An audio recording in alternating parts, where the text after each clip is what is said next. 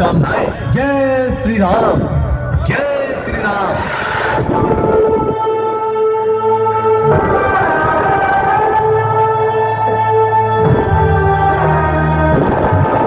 चाहो तो मुझे पीट लीजिए स्वामी, लेकिन भगवान के लिए मुझ पर लांछन मत लगाइए। पानी पानी करके मुझे पानी पिला रही है तू। आप मुझ पर थूक रहे हैं, मुझ पर, अपनी पत्नी धानी पर। दिन रात आपको पति परमेश्वर मानकर पूजती रही, आपकी सेवा करती रही, मुझ पर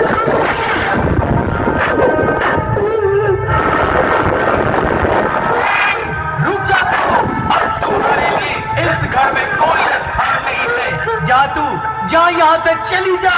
नहीं, नहीं, चल जा यहाँ से, नहीं, तू मेरे लिए मर चुकी है। नहीं, नहीं स्वामी।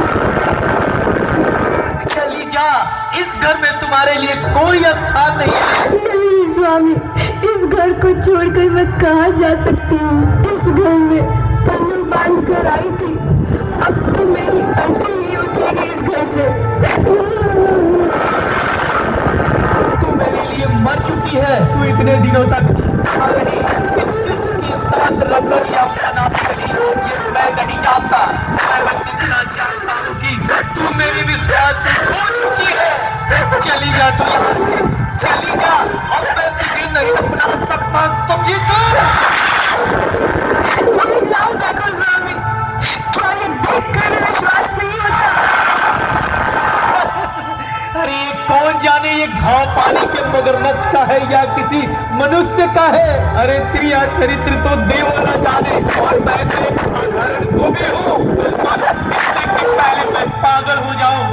तू चली जा, तू चली जा यहाँ से। नहीं स्वामी। अरे तुमने मुझे अयोध्या का राजा नाम समझा है।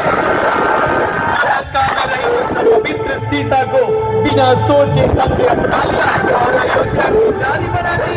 अरे सुन, मैं राम नहीं हूँ, रजक हूँ, रजक, समझी तो? ये केवल राम ही कर सकते हैं, क्योंकि वो तो राजा है ना, राजा। लेकिन मेरे लिए मेरी मान, मेरी प्रतिष्ठा ही है। निकल जा तू।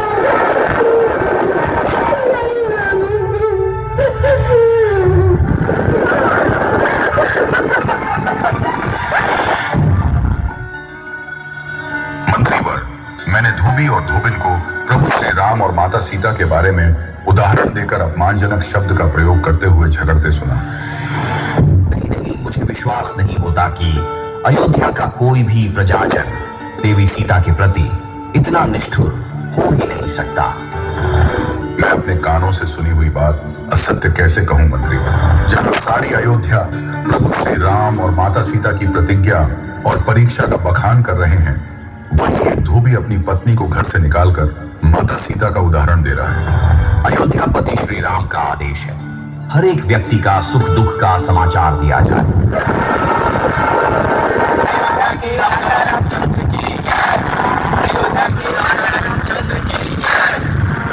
धोबी, तुमने जो बात वहां कही है वही बात महाराज के समक्ष कहो। नहीं नहीं नहीं महाराज, मैं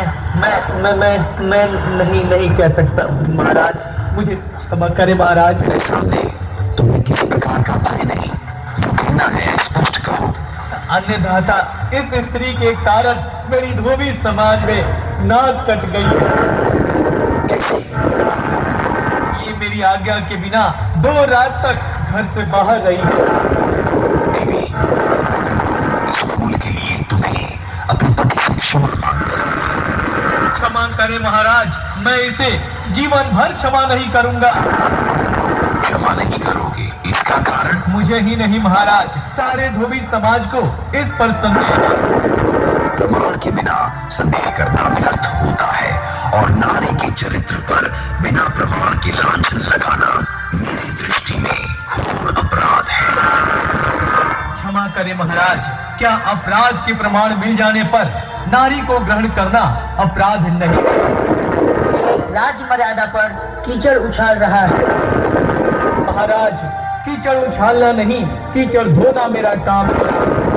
तुम अपने अधिकार से बढ़कर बात कर रहे हो। लेकिन बात सच कह रहा हूँ।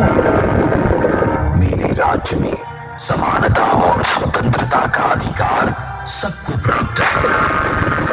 आप लोग भले ही मुझे मार डालिए, किंतु दुश्मन के घर में रही हुई स्त्री को आप लोगों में कितने हैं जो स्वीकार करेंगे? बोलिए, बोलिए, बोलिए, आप बोलिए। आज राजा और प्रजा दोनों का न्याय होगा। सीता की अग्नि परीक्षा लंका में हो चुकी है। हाँ महाराज, लेकिन अयोध्या वासियों ने नहीं देखी।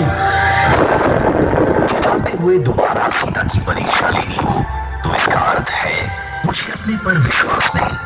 मुझे अपनी परीक्षा लेनी है और समाज की भय से मैं सीता का त्याग करता हूँ।